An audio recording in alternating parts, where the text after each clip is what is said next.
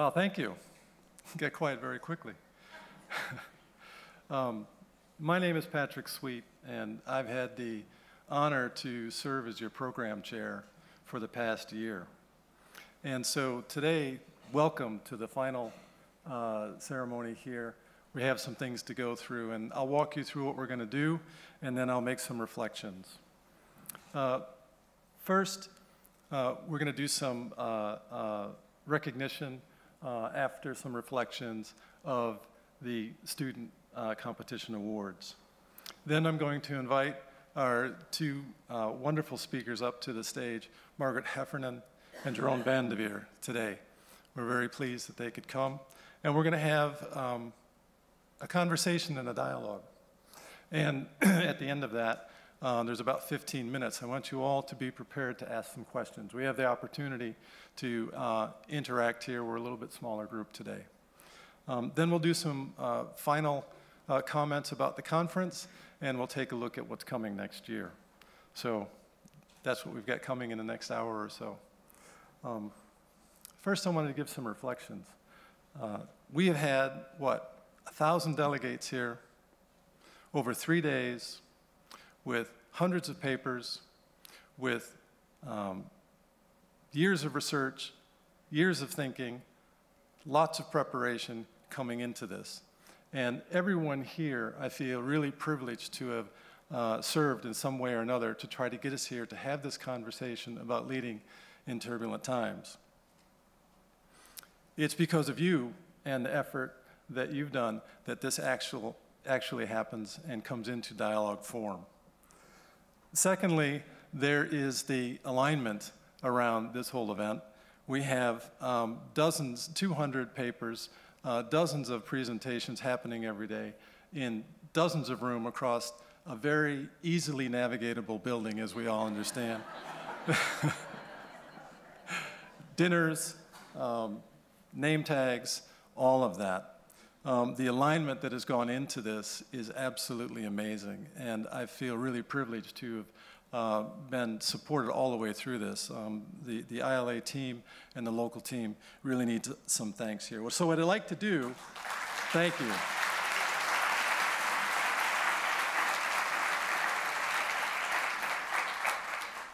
I was going to cue you guys to do that. That was really nice. I appreciate that. I had some names I was going to name off, and you just, took it out there. So really, the staff and everyone, thank you so much. I also want to take a second to thank Deloitte, because it's really been a pleasure to collaborate with them on this. So thank you, Deloitte, for your support and working together here.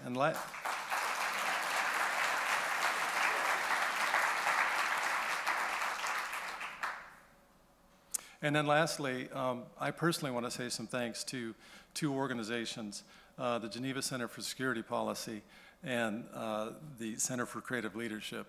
I can hardly believe that I actually work for those two organizations. And so I'm really very proud. They've supported me through this. And in particular, I've had the pleasure to work as co-director for what we call the GCSP CCL Leadership Alliance with Peter Cunningham. And I have to say that a better partner, a better partnership, and a better purpose I've never experienced in my life. So I'd like to thank them for that. Thank you so much. I'd also like to say thank you to my CCL colleagues who have also traveled here like everyone else, but have spread them through these presentations and provided, I think, over a dozen. And so thank you guys. I really appreciate the help on that. So let's take a moment and think about what GCSP CCL does and look forward, because that's what this is about. We're going to take about 5 minutes and think, looking forward, about leading in turbulence.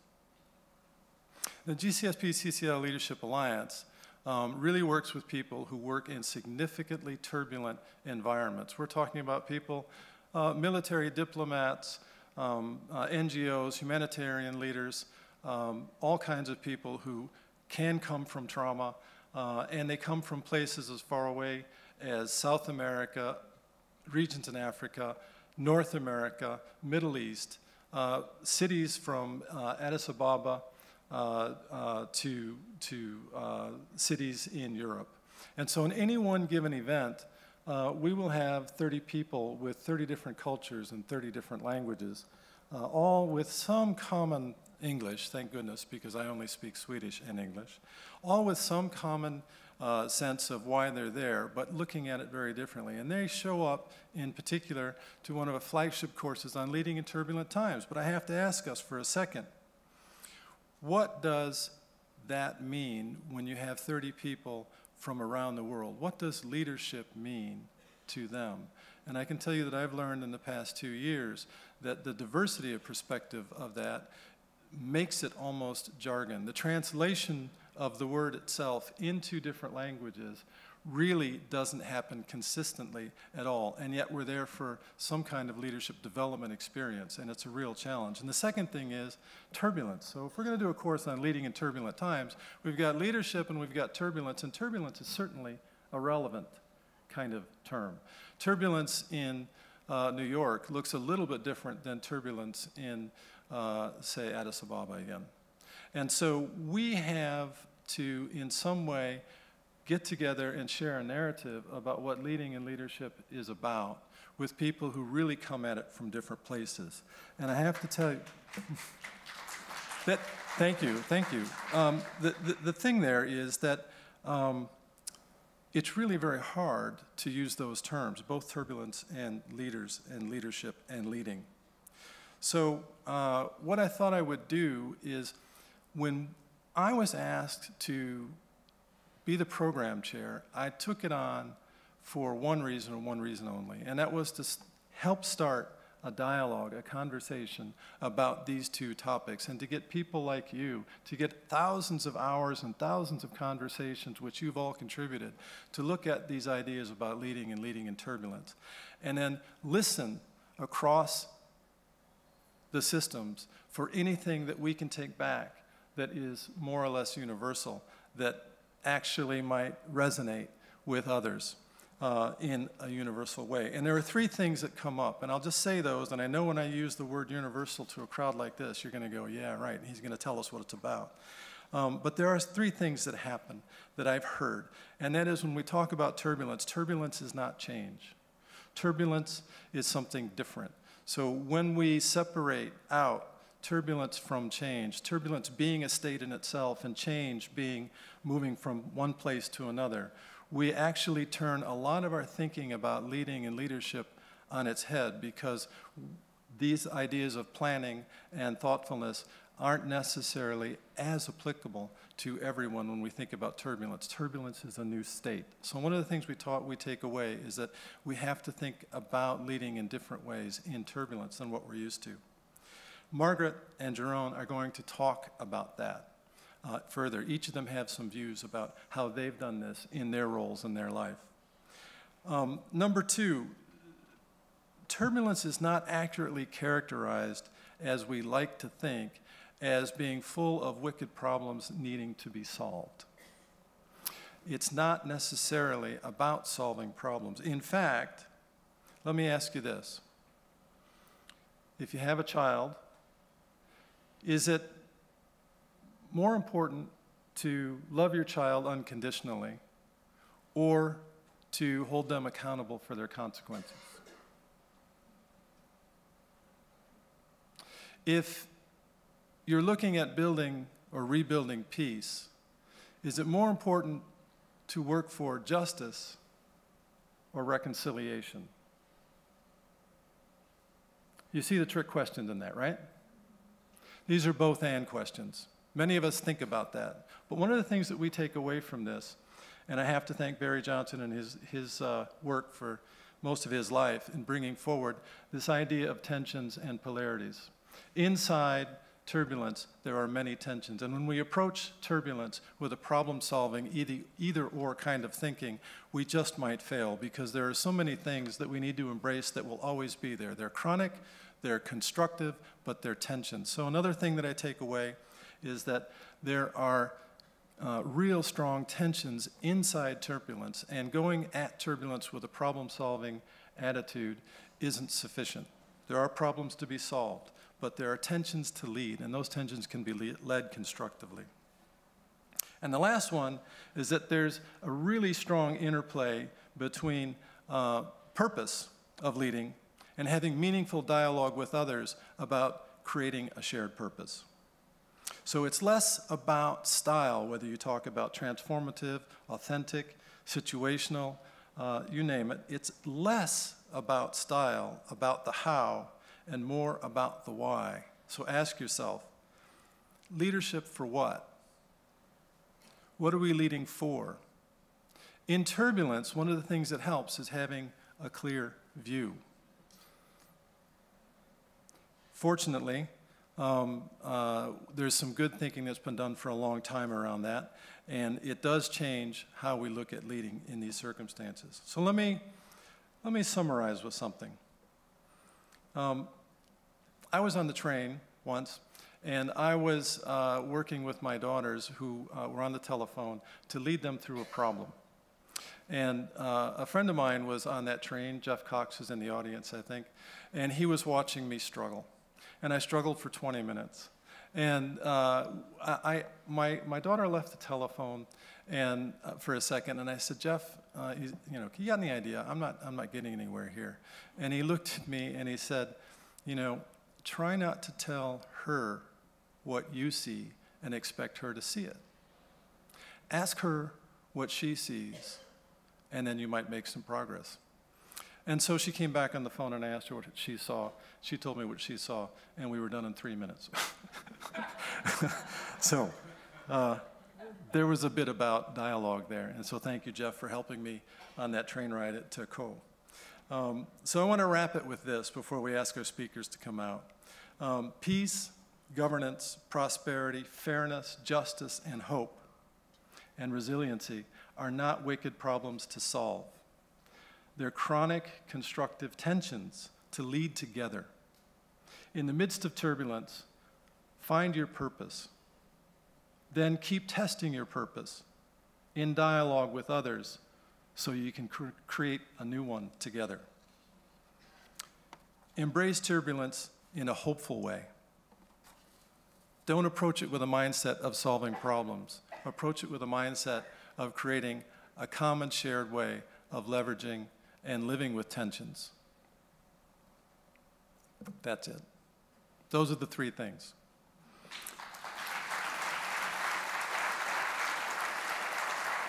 Thank you. Next, what we're going to do is ask Mr. Nuzzi to come up and present the Student Case Awards, competition awards. And I can't see where he is, but I guess he's going to come up soon. Thomas? There you are.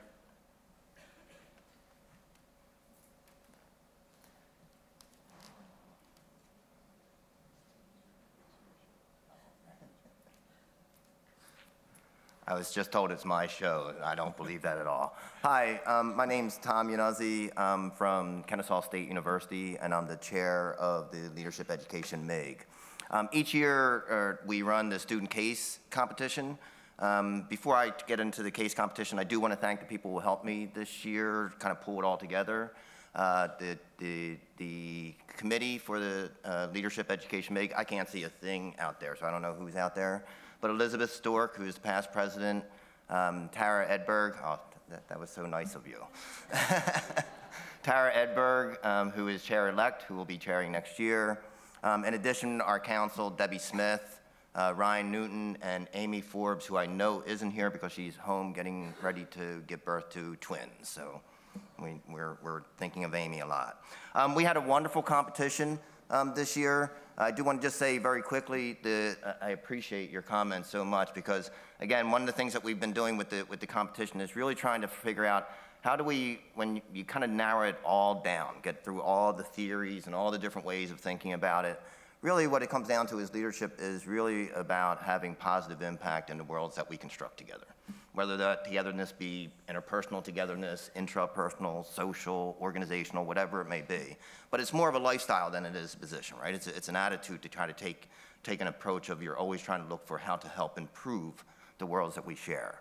So we kind of asked the teams, the student teams, to kind of pick an issue instead of kind of having a case, but to pick an issue that they're passionate about and how they want to have an impact on that. Not that they're going to solve it, but that they're going to have an impact on that. And then to come in and argue, make an argument for the impact that they want to have. The teams do win a nice award, or at least the winning team does get a one-year membership to the ILA and a nice award. We had some very nice competitions this year, and I just want to go through very quickly the 3 winning teams from the graduate level and the undergraduate level. I'll start out with the undergraduate level. We had 3 finalists. The finalists were from Kansas State University, Christopher Newport University, Silver Team, and the University of San Diego. And I'll announce it now kind of in the reverse order as far as the second runner-up, first runner-up, and then the winner of the competition. The second runner-up for the undergraduate case competition comes from the University of San Diego. Their title was Leadership in Bridging the Gap Between Cultural In-Groups and Out-Groups. Ayudeji Bandel, Eduardo Ortega, and Catherine Stolen. I don't know if you're here, but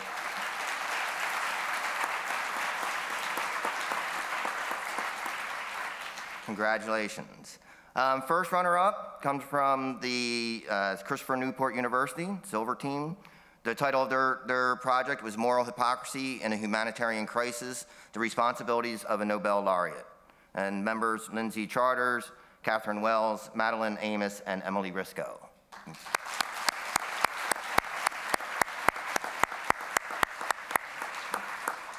And then finally, drum roll please. Winners are from Kansas State University. The title of their project was Addressing Polarization, Deconstructing Tools of Division. And the members were Bailey Porter, Emily Polston, Lauren Mertz, and Savannah Badgett.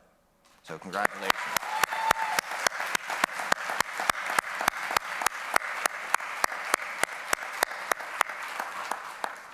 Going on to our graduate division, again, 3 teams competed. Northern Kentucky University, Chapman University, and the University of Central Arkansas were the top 3. Going again in reverse order. Second runner-up was University of Central Arkansas. Their title of their project was Leadership in Disaster Prevention and Preparedness. And the members were Larissa Collier, Amber Harbin, Tom Nolan, Corey Oliver, and Daniel Oriano.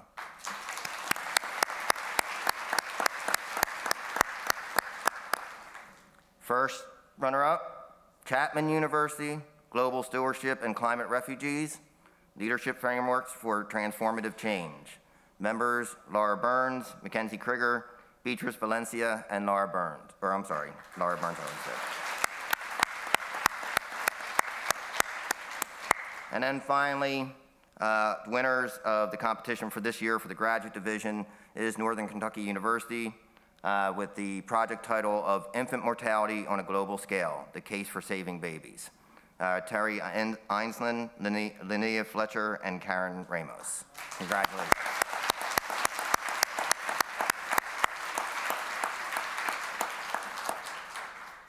All right, if I just give one more applause to all the teams who participated this year.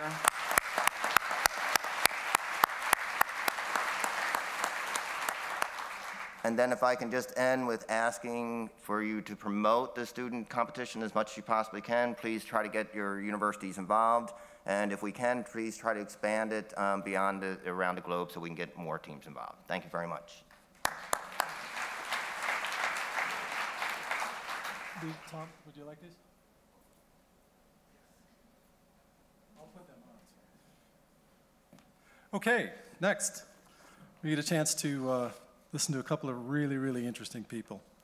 What I'd like to do is introduce Margaret Heffernan and Jeroen van de Veer. If they could come out, please.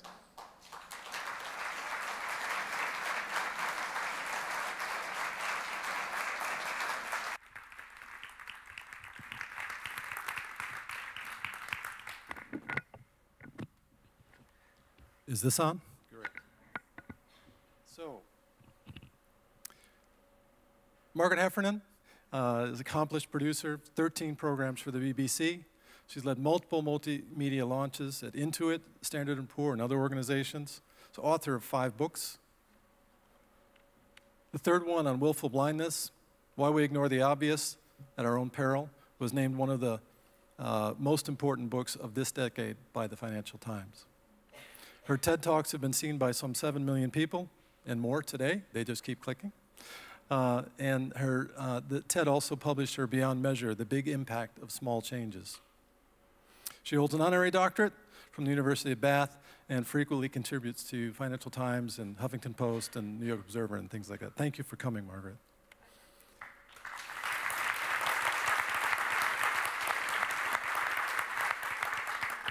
Jeroen van der Veer. You joined Shell in 1971, was it? Yeah? And have grown with it through there, and it's grown with you as well. You became CEO a little time later. That was 2004, right?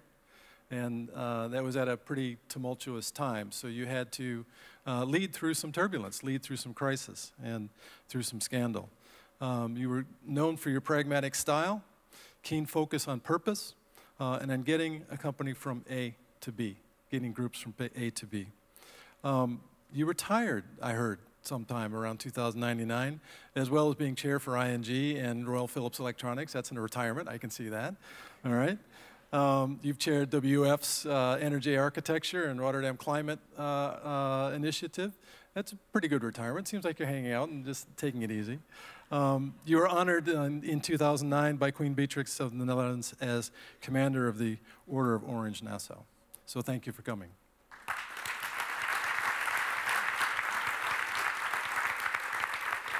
So the way this works is each of you are going to speak for about 12 minutes, and you're going to go first, as we know, Jeroen. And then we're going to ask some questions, and I'm hoping maybe you two will ask each other questions as well. And then we're going to open it up for all of us to ask them some questions. So be ready. Let's pay attention. That's all right. Please, if you'd like to make your remarks. Thank you, Peter.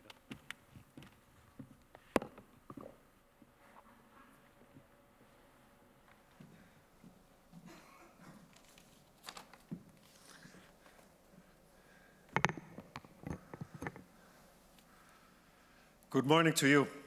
You are sitting in the dark, you know. It's a bit strange. I'm talking to a kind of black hole, but that is you. Oh, that's nicer. Yeah, but maybe that's too much light. Too much light for you. Okay. What I'm going to do is, thanks for Peter's introduction, and indeed, I like to make kind of bullet kind of statements about two items.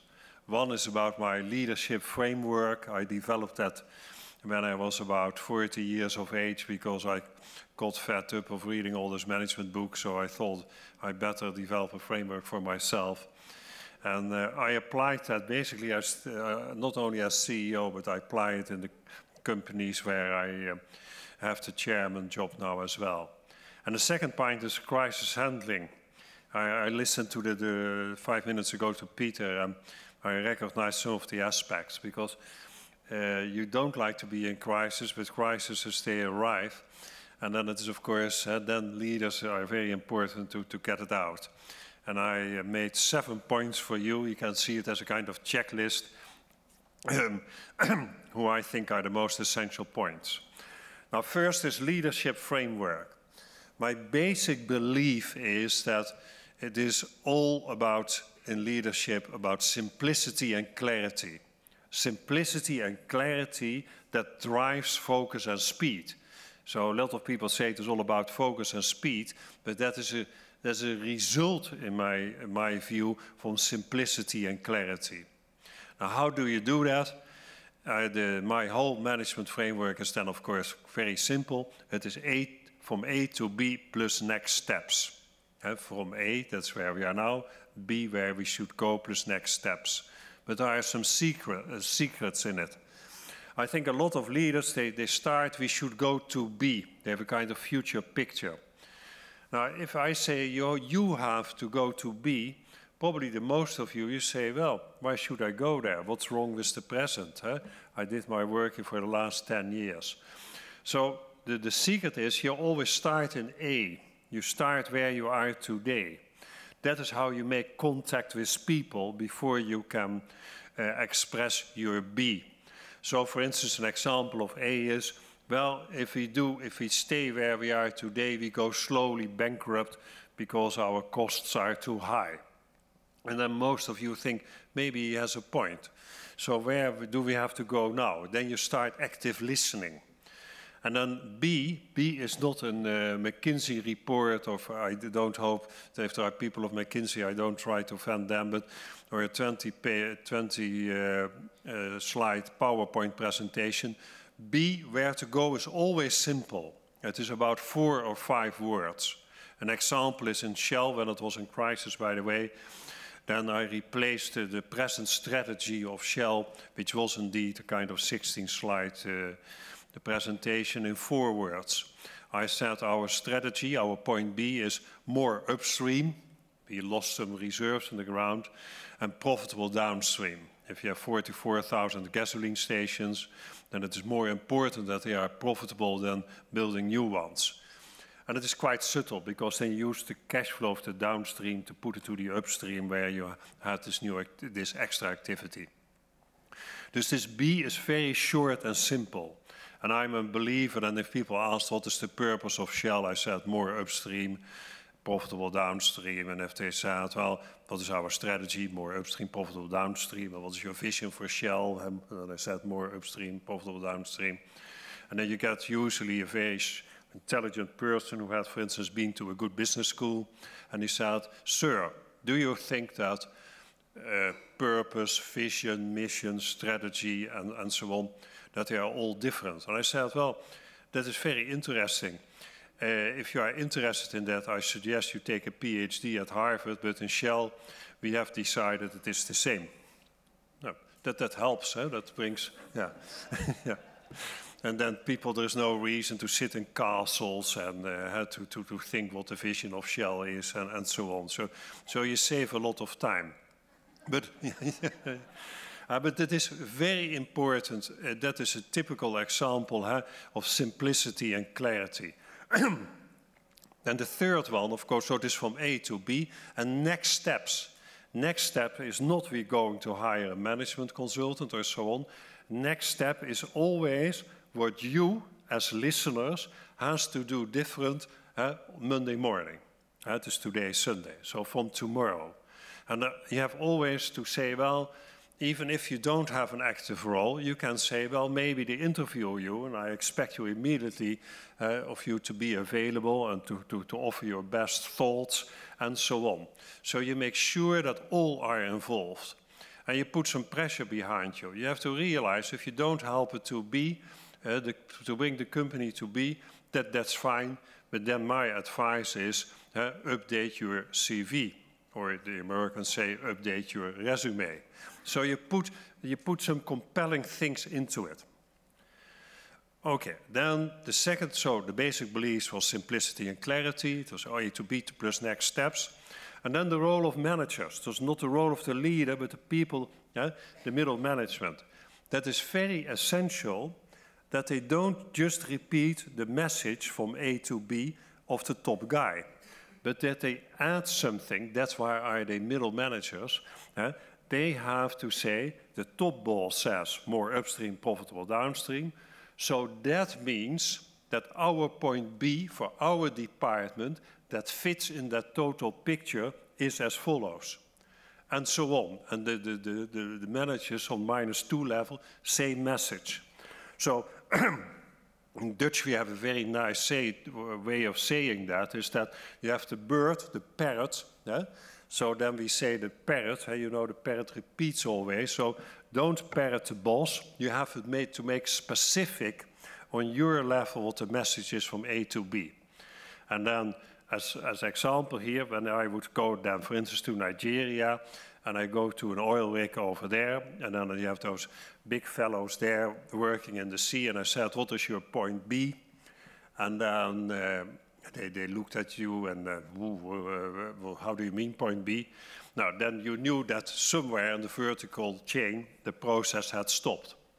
I had a very simple trick for that, and I said, well, let me help you with this point B. I write you an email, and then I copied all the bosses in between. And then if you do that a number of times, then you get a very strong focus in the company, because then they know that the bosses have to work to do their work. And that is to define their own specific point B. Sorry, let me take a bit of water, otherwise I get a Theresa May effect in the speech. What was that? Yeah. Now, there are two more things before I go to the crisis handling. To get focus and speed, I think it is the task of a leader to define in which business fields a company should operate. Because otherwise you get all the time of ideas, Shell should go into nuclear. And that's fine, but we don't go into nuclear. And from time to time we revisit that, but that is not the process for middle management. So you have to say, well, this is the kind of businesses we do, and in certain business we don't go there. And we don't entertain suggestions on that. That is very helpful, otherwise people start to waste their efforts there. Having said that, within the business fields, you look for creativity, but you have to say some borders. And the second point is, in the business fields, you have to explain to your people, why is it that we can win, or how to win. That is very important for the motivation, that people understand that, and that you make enough speeds. And so you have to have 3 or 4 key factors how you can win the game from the competition.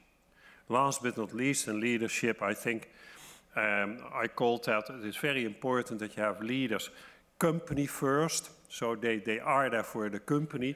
They are not there for their own CV. I'm very short about that, but it has to do with values. It is about company first, and that is much more important than I first or me first. Crisis handling, 7 points for you. When a crisis happens, then you see that a lot of people in the organization, they say, how could it happen? And they ask all kinds of questions that may be very relevant to them in their thinking on that moment, but it is not helpful usually to get it out. So you have to put a fence what happened. You say, I have an investigation, or I have a special team, I isolate, or I put a fence around the problem, how it helped, or maybe I ask professors to write a Harvard business case about it, but it is no help. So you fence it, you don't deny that it happened, but you say, my task as a leader is, how do we get out of the business? What's our future? So get the mind of your people to the future. And then there are 3 important points how to do that, in my view. Sorry, again. Yeah.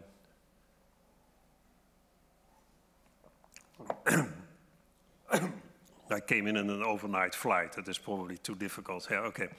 The first one is strategy. The second one is the credibility of the leader, him or herself.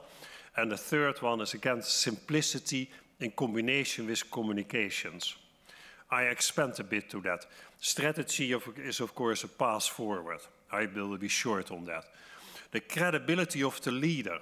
I think that what are the key words in my mind?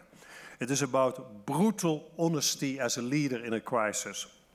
I remember as an example is that in the speeches when we were Shell, when I became a CEO, I wrote one of my first speeches, which was online video to about 100,000 people. Then I had made a kind of short text, and our lawyers were very nervous. And the speech started, we have had some bad mistakes. We have made some bad mistakes. That were the first line, was the opening of the speech. And the lawyer said, well, Jeroen, that's my name, you can't say that. And I said, what should I say then? They said, well, we have some serious challenges. And I said, hang on, guys. I have to connect with these people in this position A. And it isn't about serious challenges. Something had wrong. So after long thinking, but okay, you have to learn as a leader to compromise. So I said to them, okay, we make a compromise. And then I changed the text in the following. I said, we have made some serious mistakes. Yeah? Yeah. Okay. So it is honesty. Honesty is more, especially in the strategy part. Don't try to portray a strategy for hope. People will feel that. That is a false strategy. Or give the idea, well, you work now very hard, and it will be all the same as yesterday. You can forget that. Usually that's not the case. A crisis transforms usually a company in certain aspects. Again, I apologize. And then the next point is simple communication, and lots of it. It is the leader who should communicate. You have all kind of eager beepers, your communications manager, press office, public relations, that I can say that and that and that. But you have to be very visible. And you have to be frequent visible. And yeah, I saw your note. And then you have to, and then the advantage of social media, or it's simply emails, you can write, let's say, a short letter every week to all the staff in your company. And then you have to be predictable when you write, when you have your next time of communication. In 1 week, I will give you an update. Then the last 3 points, I will be quick about that. It is not what other departments during the crisis should do. You have to say as a leader, I expect what you can do to help the crisis, and what you can do is not saying that others should do that. And then, and I think that is the point there. Everybody can help, even this didn't happen, the crisis in your specific area, you still can help by having a good performance to help to get the company out. Last but not least is, I understood that David Petraeus was here. I was a conscript military officer, so for my number when I was young, I learned a concept which I applied in the crisis of Shell as well, and that is, I call that take the hill. And that is, when we had the crisis, then many people have to understand what the next steps for the coming days will be. I was sitting there as CEO, and then we had a large room, and everybody was standing. And there is some psychology in that. So you sit, so they think because I'm sitting there relaxed, listening what they can do and so on, and that I am in control. Yeah? And by standing there, you make sure that the meeting doesn't last too long, because time is of the essence to come out of the crisis. Thank you very much. It was a pleasure to be here.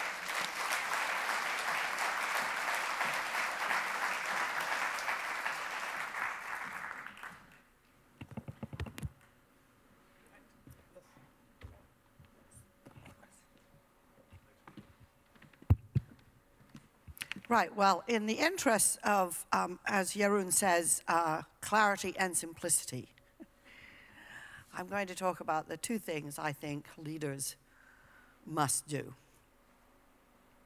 In reference to the title of the conference, I think turbulence isn't a crisis. I think it is a status quo. I think it's different from the business environment, operating environment in which I grew up. I think turbulence is a chronic condition, not an acute condition. I think Patrick's absolutely right when he says this isn't about problem solving. Leadership today is about building and sustaining organizations that can survive and indeed thrive in turbulence. Hoping that turbulence is going to be over, forget it. Thinking one day you'll solve it, forget it. We are where we are, and we need to build organizations and lead organizations that can sustain themselves in times of turbulence. So I think there are 2 things that are absolutely fundamental to doing this as a leader. The first is to acknowledge that we are where we are. It's very, very hard these days to predict anything more than 2 years out. And therefore, the #1 job is to build an organization and maintain and sustain an organization that is spectacularly and permanently alert. To build a febrile network of immense sensitivity to weak signals. If we can't predict more than 2 years out, we need to be highly sensitive and responsive to what's going on out there. Now, I spent my life, well, the first 13 years of my working life in broadcasting, film, television, radio. I watched with amazement, I still watch with amazement, as film, television, radio companies fail to appreciate what the digital revolution has done to their businesses. To say that they're not alert is an understatement. It's as if they're sleepwalking. And furthermore, they did it before when cable arrived. So this is the opposite of leadership. I would say the same thing, for example, in the hotel industry. Hotel industry, absolutely staggeringly unaware of the impact, the meaning of Airbnb. Completely oblivious to how you could build the world's largest hotel business with no hotels. Okay. So this is really astounding, because what it means, you see, no leader can possibly be alert to everything. And as a consequence, the number one task of the leader is to create and sustain this phenomenal information network, which includes everyone in the company and many people outside of the company. Alert, sensors, noticing what's going on in the operating environment. Because if you don't know where you are, you will not know what to do. By the time the research is in, it's history. The second job, I told you it was going to be simple and clear, right? The second job is you have to create a climate of safety in which it's okay to say what you see. Now, this seems terribly obvious, in fact, perhaps too clear and too simple, except it can't be that clear and that simple because most organizations don't know how to do it, right? Most organizations are characterized by fear. Fear of speaking up, fear of sharing ideas, fear of asking stupid questions, fear of assessment, measurement, and failure. All the management tools that have been invented exacerbate this. We created these conditions, and now we've got to figure out how to create their inverse. How do you create an environment in which it's safe to say, I think this Airbnb thing that looks really tiny and stupid could be really important? Or how might you have been able to put your hand up in 2007 when Facebook launched and all your friends were playing with it? If you had been working in Google, how could you have said, I think this matters, we should pay attention? Or how might you have been able in the 1990s at Microsoft to say, you know, this World Wide Web thing, I think it's going to be important. Because apparently nobody in Microsoft did. They didn't have a browser in production when Netscape went public.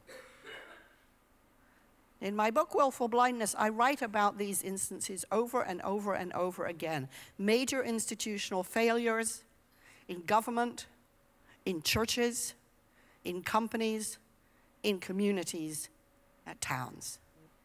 Leadership is about creating the environment in which people are highly alert to what's going on and then very, very comfortable saying, I think this is happening.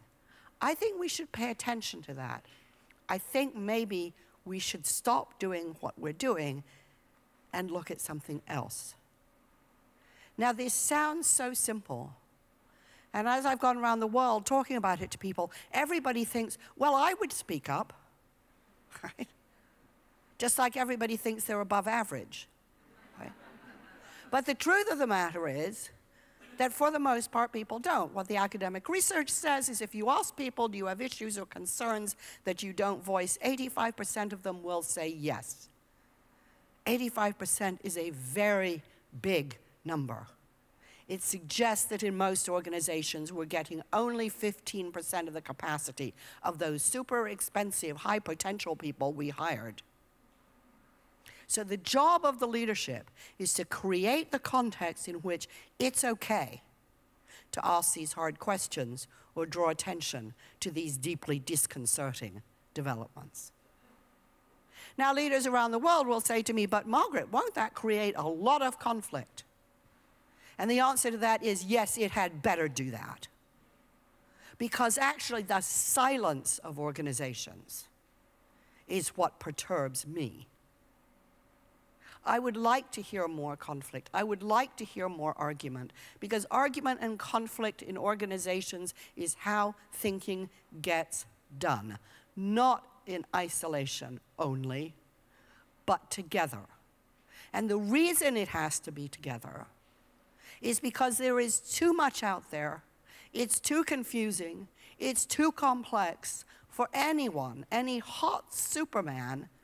And let's face it, still today, most leaders are men, right? But actually, even if they were super women, there's still too much. You won't know. We can't know. It's impossible. We need each other. The fad for collaboration isn't a fad. It's a recognition that we are overwhelmed, that turbulence is turbulent for us, and that the only comfort and confidence and insight and knowledge we gain comes from each other. Now, how do you create this safety? You can do as I used to do and go around and tell everybody, it's fine, tell me all the bad news, I don't care, give me the crazy questions, the stupid questions, and the nutty ideas. And I can tell you from firsthand experience, nobody will believe you.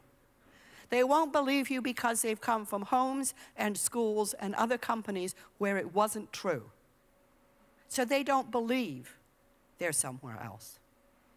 So the only way you create this climate of safety, in my experience, is to create tight bonds of affiliation, honesty, loyalty, and support between people. It's what sociologists call social capital.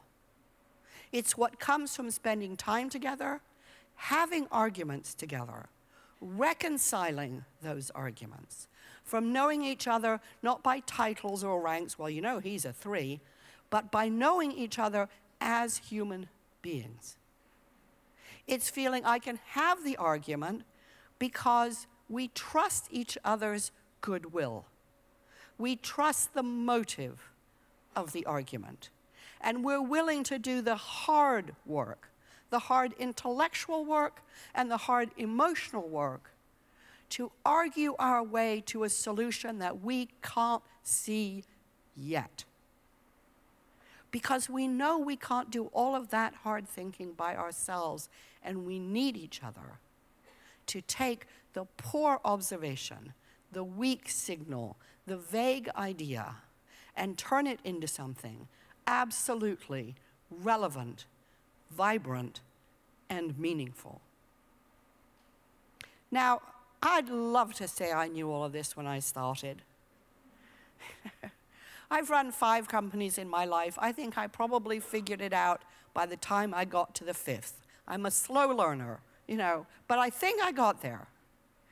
And one way I got there is I remember listening to my company one day. I just sat in the office and I listened and I thought, it's too quiet. I didn't know what I was hearing was organizational silence, but that's what it was. And I thought, there's just something wrong here. It doesn't feel energetic, it doesn't feel open, it doesn't feel safe. It feels like everybody's being super efficient with their head down, focusing on their to-do list. And I had no idea what to do. So I did what I always did. I think, well, let's give people a lot of food and drink. And I said, okay, so every Friday we down tools at 4:30. There's going to be food and drink, except for the under 18s, of which we had a few. It was a tricky company. And I said, every Friday, 3 people are going to stand up and tell us who they are. Not what their job is, not their CV or their resume, who they are, why are they here, what do they care about, what drives them crazy. The engineers, because it was a tech company, the engineers mostly did PowerPoint presentations. The marketing people often did stand-up comedy.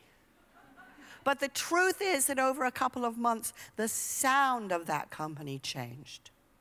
It started to hum It started to be a little noisy. The engineers wanted a separate quiet space. That was okay.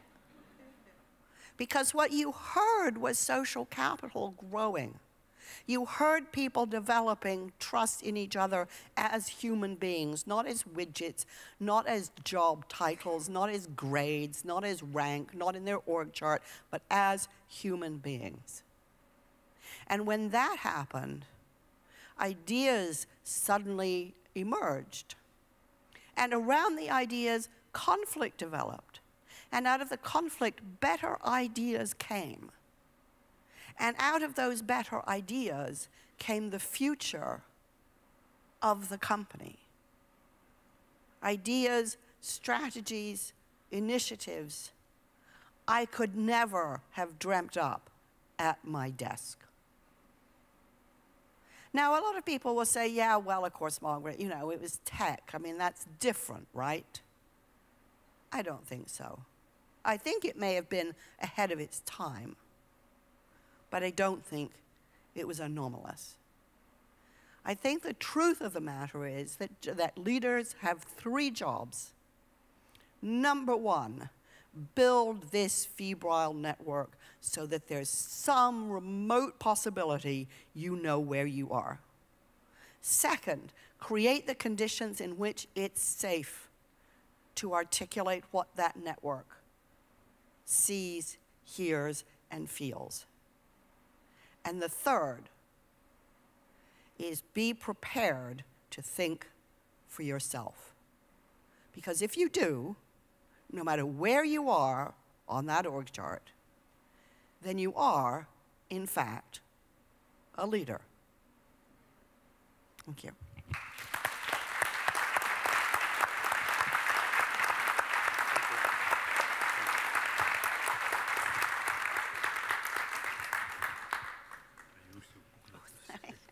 Thank you. We have 2 what I think on the surface look to be different approaches to leading. We might say that. So, you know, in the spirit of tension, right? I think what I hear is something that is shared between you 2 somewhere, and that is, I think in times of crisis, you both would agree that trust is key, right? So I guess the question is, to you, Jeroen, how is it that in a top-down kind of way that you had to come in and right the ship? How do you do that and build trust at the same time? I'm not so sure that the speeches are that different, frankly, because a crisis requires, not to repeat my speech, but it is top-down leadership. But it is not a kind of leadership which is called I can't even say the word, authoritarian or something like that. Yeah, so you know it. Because I always said the leadership, before you can act top-down, then I always said you need flappy ears. Huh? So, and I have flappy ears. So what I try to say is, it is based on listening to the people. And that is, of course, very much the point of Margaret as well. So it is based on listening. And sometimes you have to recognize. I said, I know that some of you like to go there and you like to go to the other corner. But hang on, we are in a crisis. We have to make speed. It is my responsibility to take you somewhere what I think is the best place. That is an example of this ownership. Yeah? And so you recognize on that moment that you give yourself a justification to be a top-down leader. And the second point I like to say with Margaret is she talked about is creating conditions to speak up.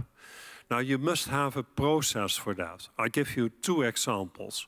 One, it is very dangerous if the boss of an energy company says we don't go into nuclear. Because one day, maybe we should have said we would stay in only heavy fatty oils or something like that.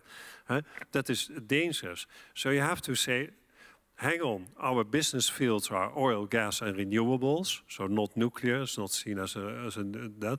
But once a year, everybody is allowed to input on the strategy process that runs from March until May. You can send your emails, that and that and that, and then you tell how you will process all those inputs. So there is it is basically, if I take Margaret's words, we create the conditions for a speed up on that subject for 2 months. Yeah? And then usually we give feedback to the people as well, because otherwise they will stop putting input to it. Now let me stop there, otherwise I take too much time away. Well, thank you. I would like to flip that around now, because I asked a specific question about speaking up about trust. So I think you got to that well. And I asked you the other side of the question. When do you think more directive kinds of approaches actually are valuable? Well, I think, once you being the leadership team knows, then I think, again, going back to what Jeroen said, I think being able to talk about it with simplicity and clarity is essential.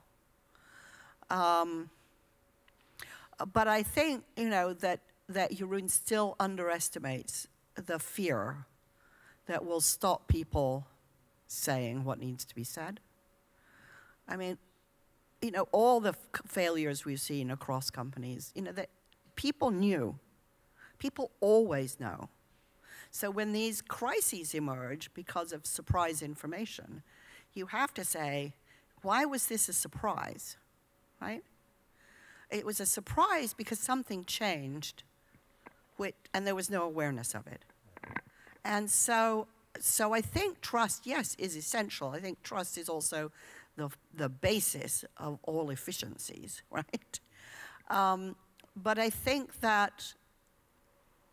this is a harder problem than I have seen any company solve.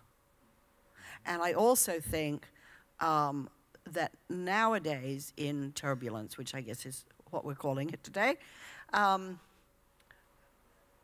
you have to have people speaking up much more than once a year.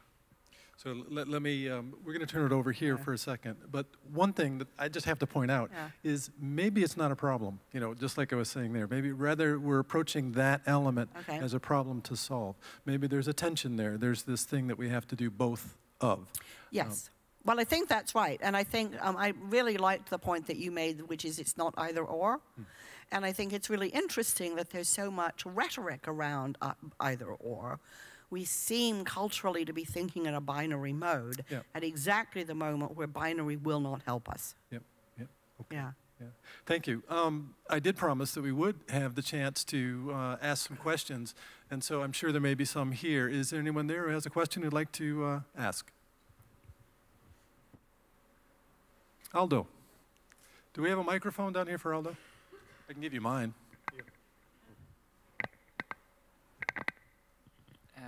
Hi, I'd like to ask Margaret, how you challenge the status quo that even though when you have people that you create the need for safety, and then again you have different opinions and everything, you align everybody, and then after a while you get to a place where it's so safe, so complacent, that you need to challenge them again and move them to the next step. How will you keep that ongoing in your view? When we get to a company that is safe enough for people to speak up, then I'll tackle that problem, right? That's a hypothetical. I think we have a great instinct for solving the wrong problems. So with all due respect, I think that's the wrong problem. It's just like we have all of this kit bag of management techniques to weed out the slackers, right? The slackers is the 5% problem. The 95% problem is how do you motivate people to do their best? But we don't do that. We're so determined to get rid of those few numbers of slackers that the whole management process is driven to that. It's a complete waste of time. Yep, you have something to say, Jeroen. I think as a task of leaders is, I have that called the art of asking non-leading questions. A lot of top leaders, they go in the organization, they go on operational visit in order to make, and they say you can say everything. And their question is, what's going on here? If I ask you what's going on here, probably you start with positive things. Yeah? But if I would, as example, if I would say, and then of course you, not precisely that question, but if the direction of my question is to you, what's not going on here? What's not going on here? You start to think, my goodness, what should have been going on? Why is that not going on? Yeah? And then the question is, why couldn't you solve that? And then probably say, yeah, it is probably higher up, they are blocking me. Then you learn a lot. So it is all the art of asking non-leading questions. But most managers or leaders even don't think about that. I think that is very important to create that environment. And by the way, Margaret, in Shell it was allowed to speak up more than once a year. Okay, can we have another question? Yes.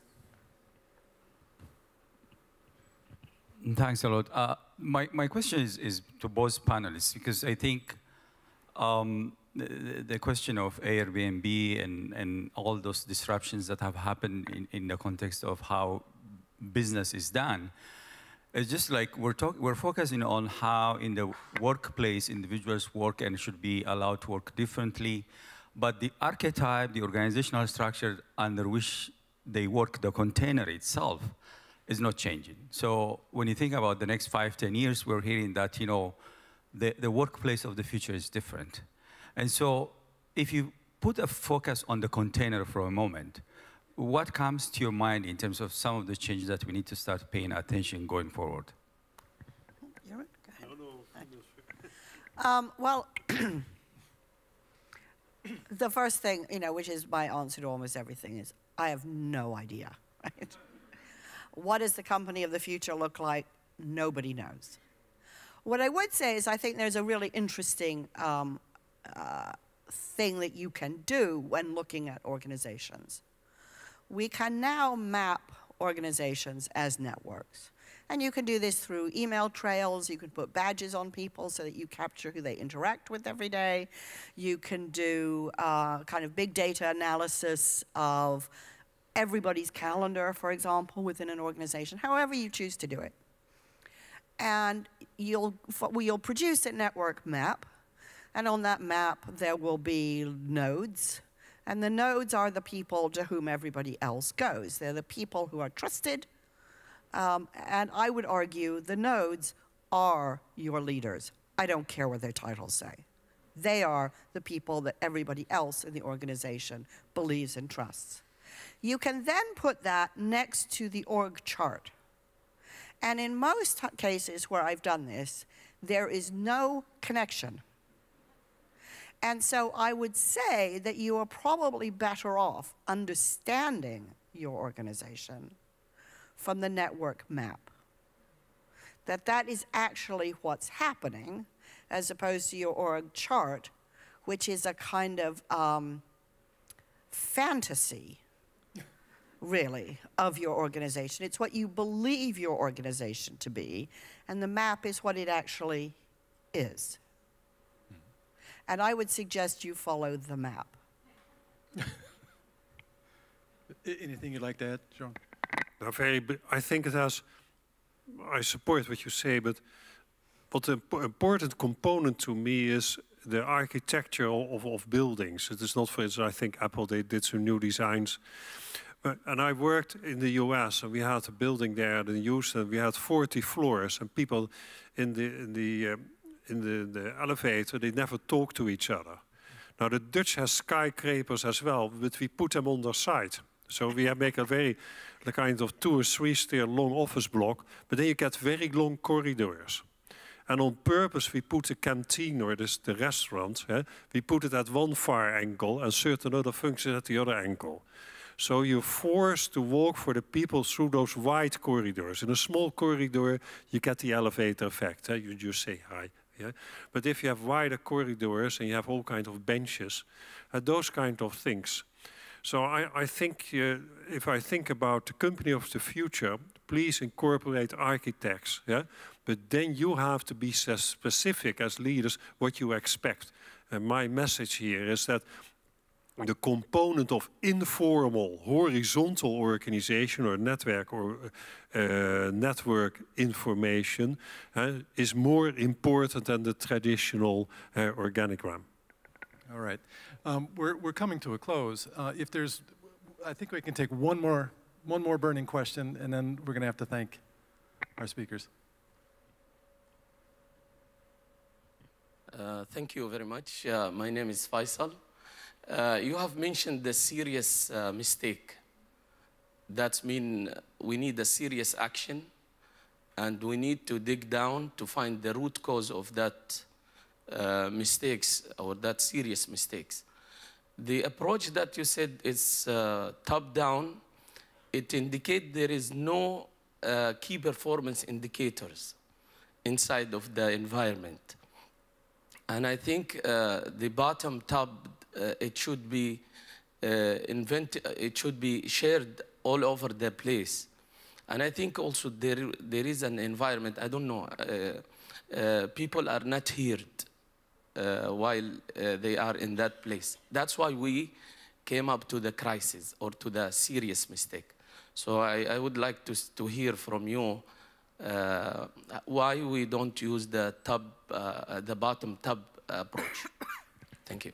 I think the point I try to make is that, of course, you can learn lessons from the past, but usually they are those lessons to be learned, you don't need them to know today. And the point is, if the whole organization start to think, why are we in this crisis? And who is guilty and which hats should roll and so on, it doesn't help for the company to be successful in the future. Yeah, you have to take those lessons out and to imply that. But the whole art of management is to make speed, to get the mindset of the people, how to come out of the crisis, what to do tomorrow to be again successful. And of course, there you have to help them. And by the trick by doing that, the trick I mean positive, is to try to isolate in a specific team or investigation or whatever, how this crisis came. And at the same time, you portray yourself as leader. I am here, my role is to go to the future. And of course I take lessons, I don't deny it, but of course I take personal ownership to be successful again. And then a very important, probably I think, knowing a bit about Margaret, that you have to say, and that will not be the same tomorrow as it was yesterday. And I am the key focal point to help you going there. Please follow me. I think the last words are from Margaret. That must be close to your books. Yeah. Okay, I'm getting all kinds of signs that time is up. I really want to say that we started out with what sounded to be like two different approaches, but in dialogue, it seems like we've found some real commonality across interests. And I would like to thank you both very much for taking the time to come here. And let's give them a round of applause, and I'll get you a reward.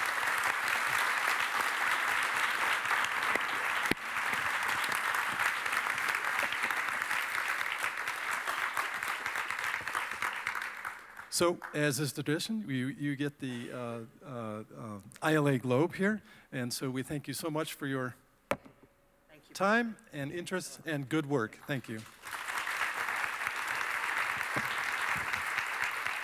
And the same to you, Jeroen. Thank you for coming, and thank you for your good work.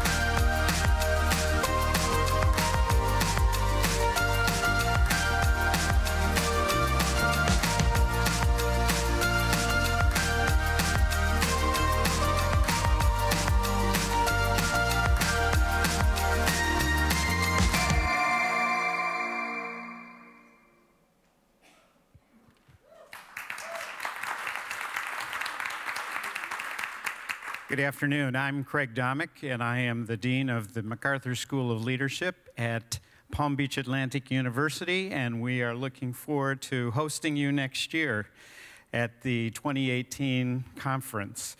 We've been planning on this for a couple of years. In fact, the city built a hotel, just opened a year and a half ago for you, and we plan to show you a very good time. And so we will be coming together 53 weeks from now to West Palm Beach. Let me tell you a little bit about it. This is the convention center that you saw on that. Right across the street is City Place, all kinds of shops and restaurants. Right next to the convention center and connected to it is this new hotel I told you, the Hilton, which will be our anchor hotel. And there are a number of properties within a block or two of the convention center, and then just one block away is our campus. So we are looking forward to hosting you, not just in our city, but on our campus, and we've got some exciting things planned. This will be the theme for next year, Authentic Leadership. And we're excited about that.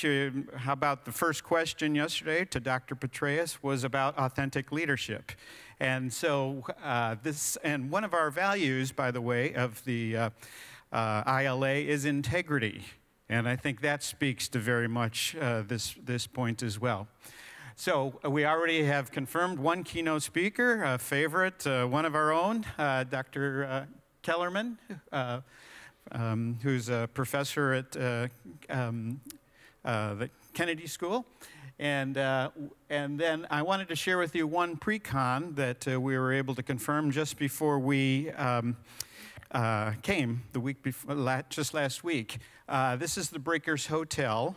It's renowned around the world, a five-star hotel. And the director of HR happens to be a graduate of our Master's in Leadership program, and the president is also a good friend, and they have agreed to do how a five-star hotel cultivates a culture of leadership.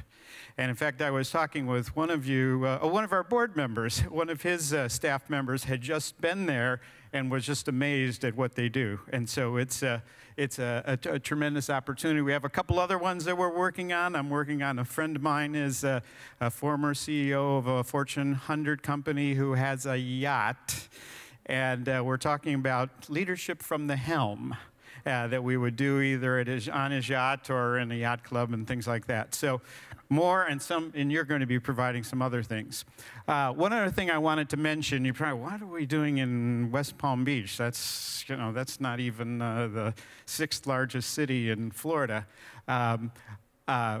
Starting this year, All Aboard Florida is introducing the Bright Line, which is a high-speed train that connects Miami, West Palm Beach, and Orlando. And you've probably heard about those other two places. And by the end of the year, the Miami West Palm Beach connection, which will only take an hour to get down to South Beach, those of you who want to get down to South Beach, and then the Orlando connection will be done perfectly by the time that you come. And so this gives you a lot of options before and after. And I lived in Orlando for 23 years, and it's a great place to go before and after. In fact, we found that conferences in Orlando tended to be the most attended conferences, or at least the registrations were the greatest. I don't know how many attend. And also West Palm Beach, I mentioned where the convention center is, and then the City Place and the hotel and our campus. Just 3/4 of a mile away is the ocean. So there's a lot of great things, and our team is already excited about preparing some special things. We're working on the program. We're looking at some changes or some enhancements, like having some TED Talk formats to the sessions and things like that. So again, you can submit your proposals. We're looking forward to that and hosting you in that situation. And They must be in by February 1st, and you'll be getting more information. So, oh, and by the way, today is supposed to be 86, although, boy, it's going to be 74 here. So, oh, in Celsius, what is that? I'm sorry, forgive me, 30, there you go. So, bring your suntan, your sunscreen that we gave you, and your pink luggage tags, and your sunglasses, and join us 53 weeks from now. Oh, and socks are optional.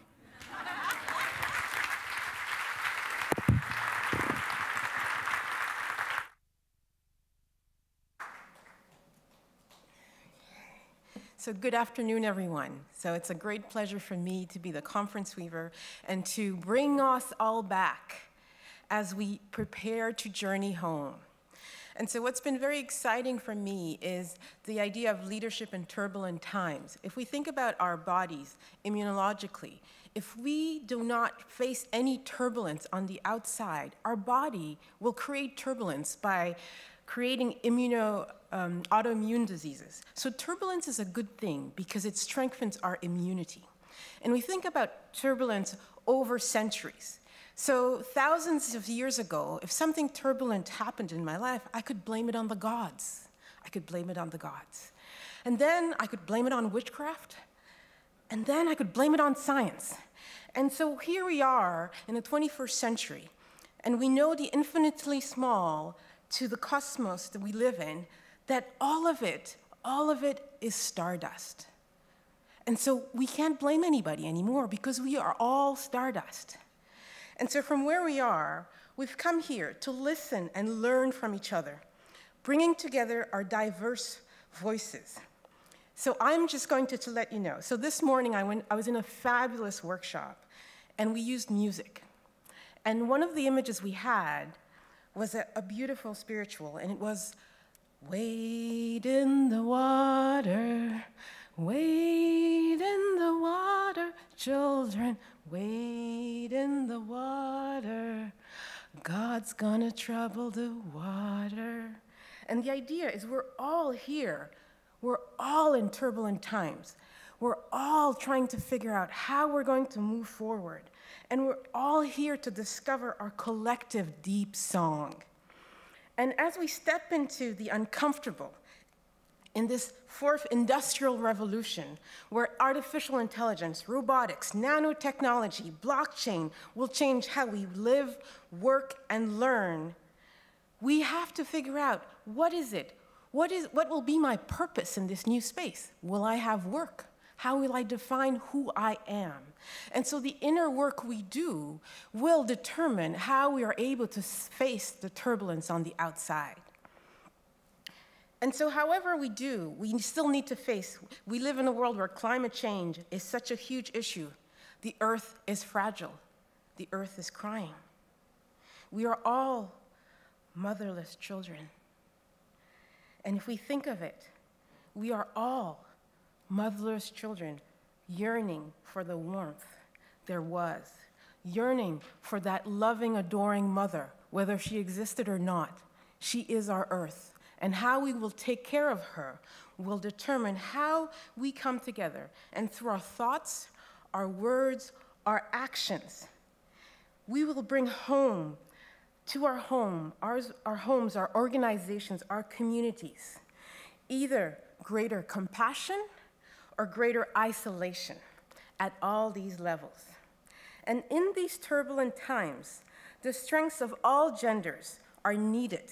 So glass ceilings and glass cliffs can be broken through, and our stories can tell of our resilience, of how we've all come together, turning these turbulent times into spaces of amazing grace.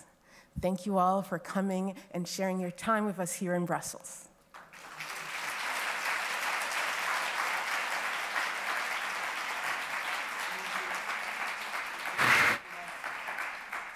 That was really beautiful.